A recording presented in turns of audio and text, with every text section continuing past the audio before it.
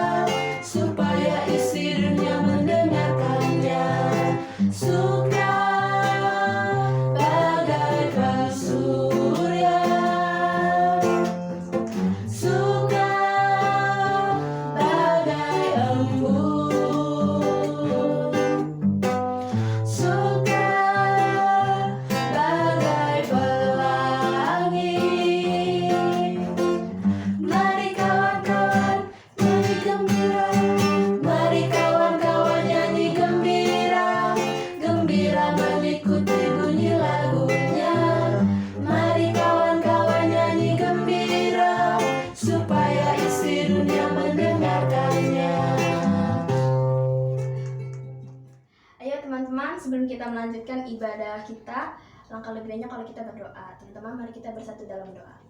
Tuhan Yesus yang baik, Tuhan Yesus yang berkata dalam kerajaan sorga, terima kasih karena Engkau telah masih memberikan nafas hidup bagi kami ya Tuhan. Sebentar lagi kami akan memasuki ibadah-Mu lebih lanjut ya Tuhan.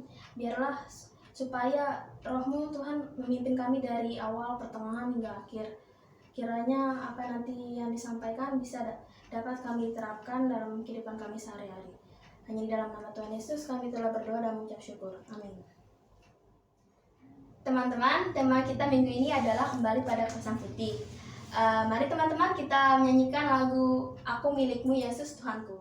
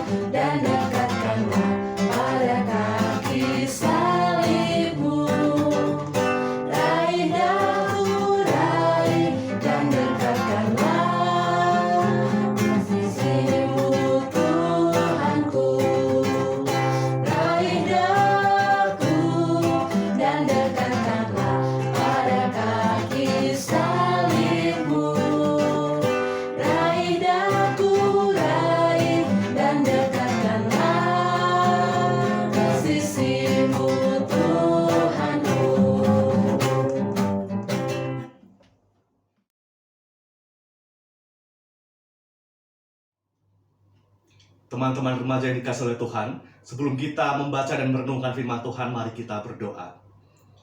Tuhan Allah yang Maha Kasih, kami sungguh bersyukur ketika pada saat ini Tuhan menghimpun kami untuk memuji, memuliakan nama Tuhan.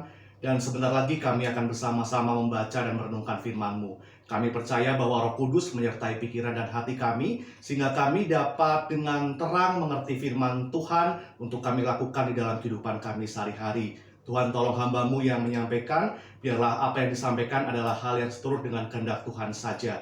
Di dalam nama Tuhan Yesus kami sudah berdoa dan memohon. Amin. Teman-teman remaja, bacaan Alkitab kita terambil dari kitab Kejadian pasal 31 ayat 43 sampai dengan ayat yang ke-55. Mari kita membaca bersama-sama. Lalu Laban menjawab Yakub, "Perempuan-perempuan ini anakku, dan anak-anak lelaki ini cucuku, dan ternak ini ternakku. Bahkan segala yang kau lihat di sini adalah milikku. Jadi apakah yang dapat kuperbuat sekarang kepada anak-anakku ini atau kepada anak-anak yang dilahirkan mereka? Maka sekarang, marilah kita mengikat perjanjian, aku dan engkau, supaya itu menjadi kesaksian antara aku dan engkau." Kemudian Yakub mengambil sebuah batu dan didirikannya menjadi tugu. Selanjutnya berkatalah Yakub kepada sanak saudaranya, "Kumpulkanlah batu." Maka mereka mengambil batu dan membuat timbunan, lalu makanlah mereka di sana di dekat timbunan itu. Laban menamai timbunan batu itu Yegar Sahaduta, tetapi Yakub menamainya Galet. Lalu kata Laban, "Timbunan batu inilah pada hari ini menjadi kesaksian antara aku dan engkau." Itulah sebabnya timbunan itu dinamainya Galet dan juga Mispa, sebab katanya, "Tuhan kiranya berjaga-jaga antara aku dan engkau apabila kita berjauhan. Jika engkau mengaibkan anak-anakku dan jika engkau mengambil istri lain di samping anak-anakku itu, ingatlah, walaupun tidak ada orang dekat kita, Allah juga yang menjadi saksi antara aku dan engkau." Selanjutnya kata Laban kepada Yakub, "Inilah timbunan batu dan inilah tugu yang kudirikan antara aku dan engkau. Timbunan batu dan tugu inilah menjadi kesaksian bahwa aku tidak akan melewati timbunan batu ini mendapatkan engkau, dan bahwa engkau pun tidak akan melewati timbunan batu dan tugu ini mendapatkan aku dengan berniat jahat. Allah Abraham dan Allah Nahor, Allah ayah mereka, kiranya menjadi hakim antara kita." Lalu Yakub bersumpah demi yang disegani oleh Ishak ayahnya, dan Yakub mempersembahkan korban sembelihan di gunung itu. Ia mengundang makan sanak saudaranya, lalu mereka makan serta bermalam di gunung itu. Keesokan harinya, pagi-pagi, Laban mencium cucu-cucunya dan anak-anaknya, serta memberkati mereka. Kemudian pulanglah Laban kembali ke tempat tinggalnya. Demikianlah pembacaan firman Tuhan, yang berbahagia adalah kita yang mendengarkannya dan memelihara di dalam kehidupan sehari-hari. Selamat pagi, selamat hari Minggu, teman-teman remaja dikasih oleh Tuhan. Bagaimana kabar kalian hari ini? Semoga dalam kondisi yang baik-baik dan tetap bersemangat serta bersukacita untuk mengikuti ibadah online Komisi Remaja GKI Jati Bening Indah pada hari ini. Kandri ingin bertanya kepada teman-teman semua, siapa di antara kita yang tidak pernah berkonflik, tidak pernah bertengkar atau berselisih dengan orang-orang yang ada di sekitar kita? Mungkin dengan orang tua kita, dengan kakak atau adik kita, dengan teman-teman dan sahabat kita. Pasti semuanya pernah, karena berbeda pendapat, atau karena kita menyakiti mereka tidak sengaja, atau mereka yang menyakiti kita, mereka ngejek-ngejek kita nih, tapi kita kemudian jadi sebel, jadi kesel, bahkan sampai dendam kepada mereka. Semua orang pasti pernah punya konflik, pernah punya masalah, berselisih paham dengan orang-orang yang ada di sekitar mereka. Apa sih rasanya ketika kita sedang punya konflik, atau sedang bertengkar dengan orang lain? Pasti rasanya tidak enak kan teman-teman? Diam-diaman. Jadi kalau ketemu mereka lebih baik kita, beda jalan deh. Daripada ketemu mereka nanti jadi males. Ya, rasanya tidak enak, tidak nyaman, dan tidak ada damai sejahtera yang kita rasakan ketika kita sedang punya masalah dengan orang lain. Nah, teman-teman, di dalam hidup kita sebagai makhluk sosial, kita kan berelasi dengan orang lain. Yang namanya konflik, perbedaan pendapat, pertengkaran kadang-kadang menjadi hal yang tidak terhindarkan. Meskipun kita sudah mencoba menjadi orang yang baik, kadang-kadang ada saja persoalan yang terjadi. Kita punya masalah dengan orang lain.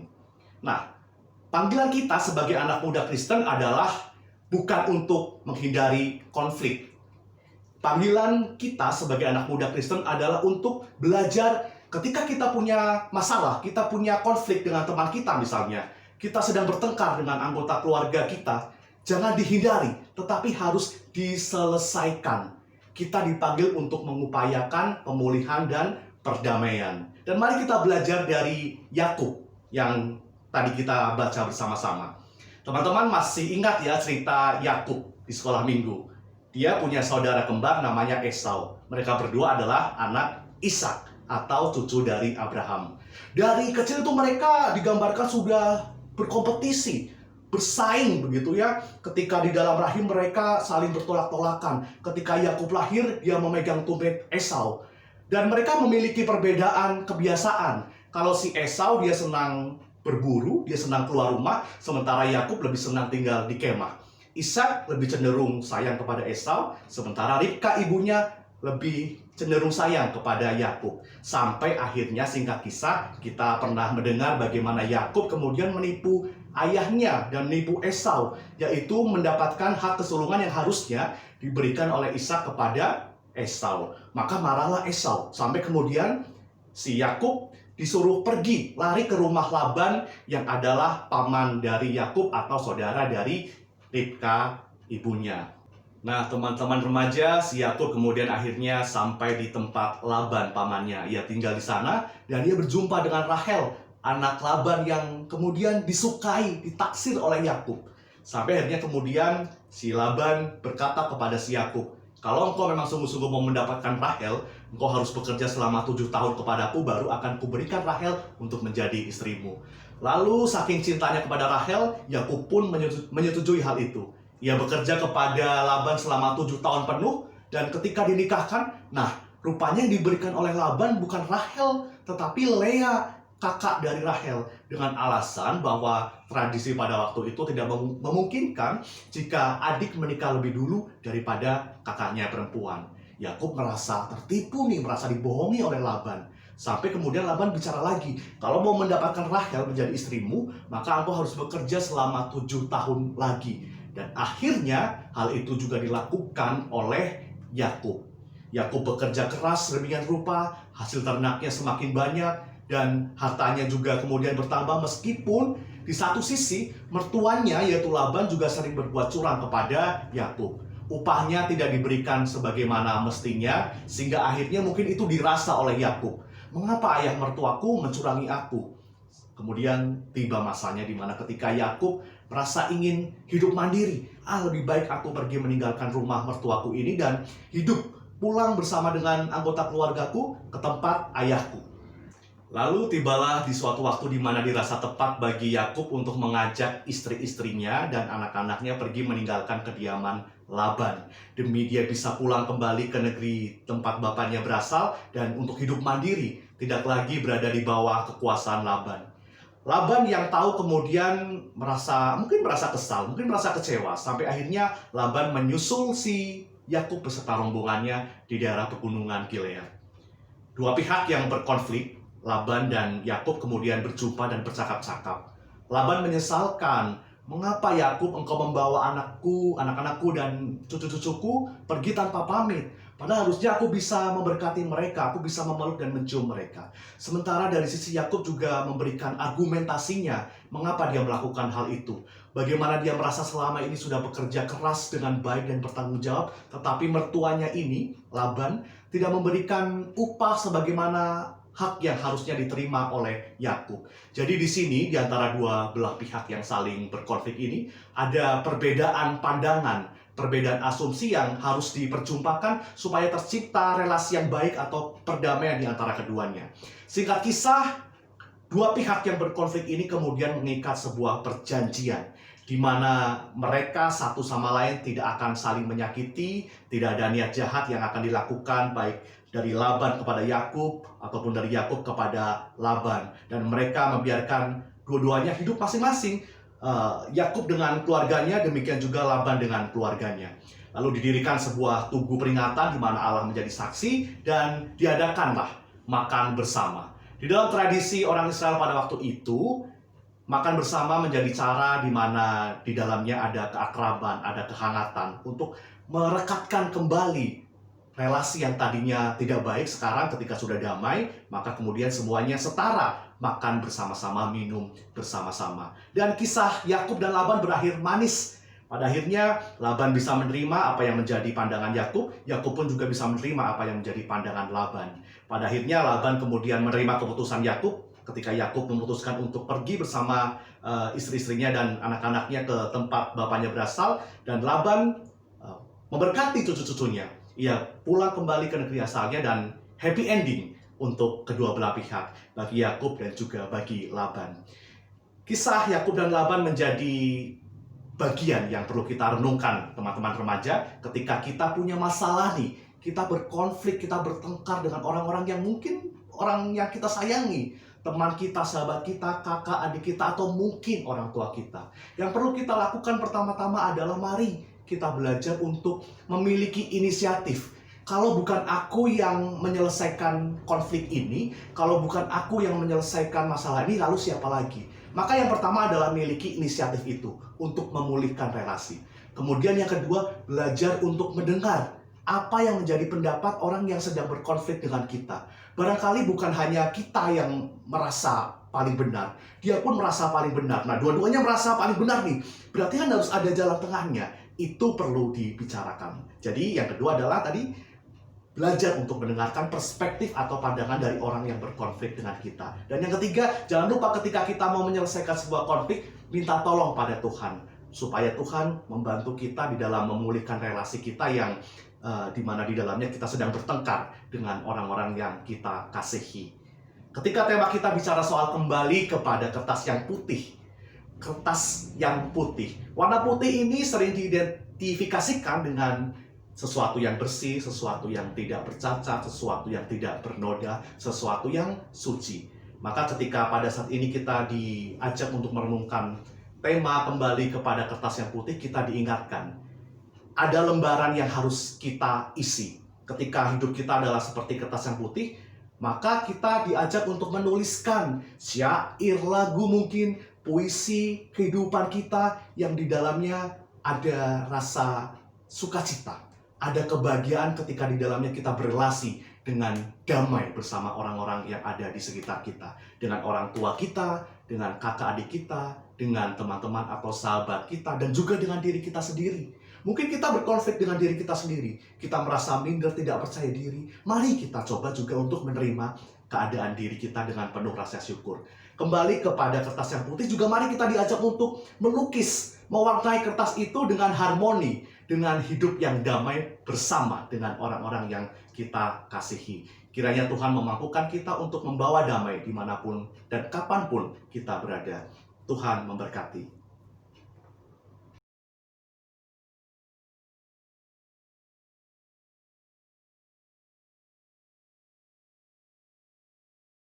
Teman-teman remaja yang dikasih oleh Tuhan, mari kita menaikkan doa syafaat bersama-sama. Mari kita berdoa.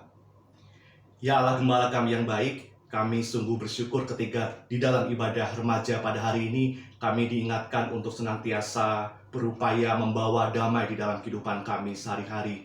Sehingga kami dapat sungguh-sungguh memancarkan cinta kasih-Mu ketika kami berelasi dengan anggota keluarga kami, dengan teman sahabat kami, ataupun dengan orang-orang yang kami jumpai di dalam kehidupan kami sehari-hari. Kami percaya bahwa Tuhan akan senantiasa memampukan kami.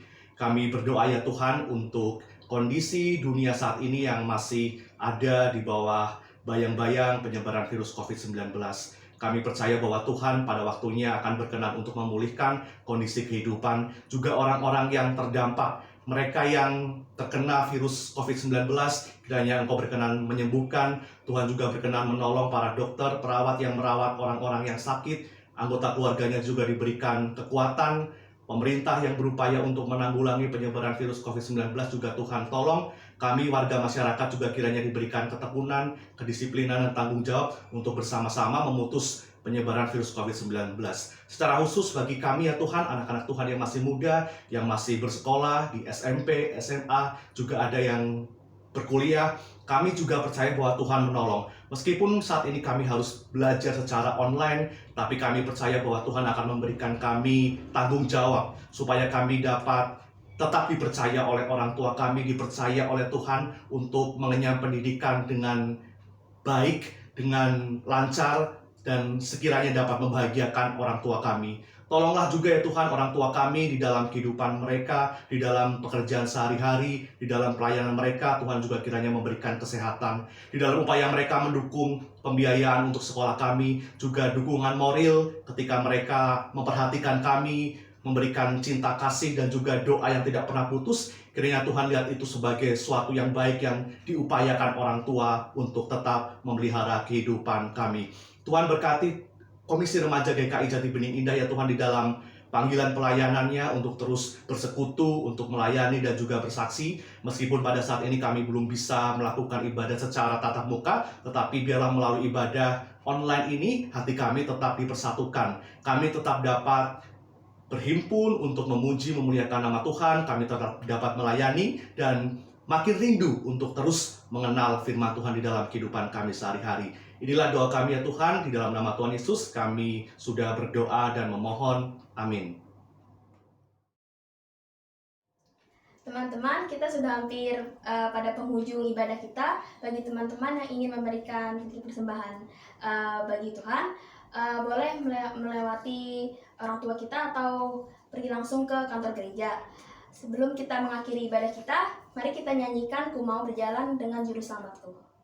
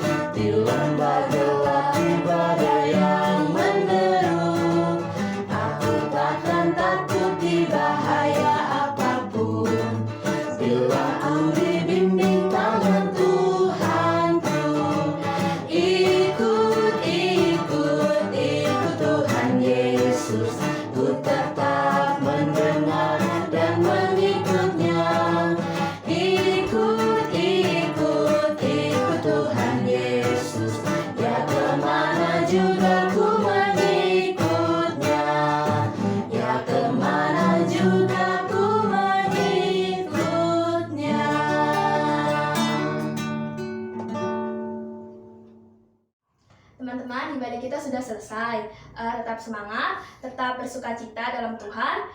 Jangan lupa untuk jaga kesehatan. Keep going and keep safe. Cheerio! Dadah!